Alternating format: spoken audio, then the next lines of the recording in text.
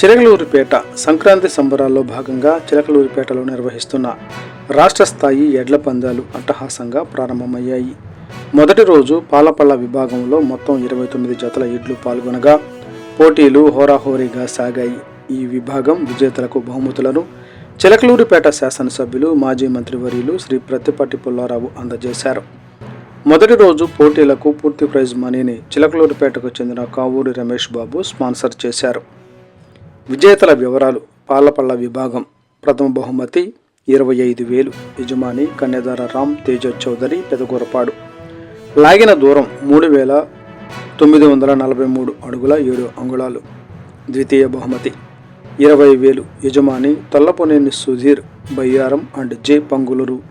లాగిన దూరం 3,900 అడుగులు. తృతీయ బహుమతి 18,000, యజమాని డాక్టర్ కాకాని తృతీయ బహుమతి 18,000, యజమాని డాక్టర్ కాకాని వెంకట సురేంద్ర, వినుకొండ. లాగిన దూరం 3,873 అడుగుల 9 అంగుళాలు.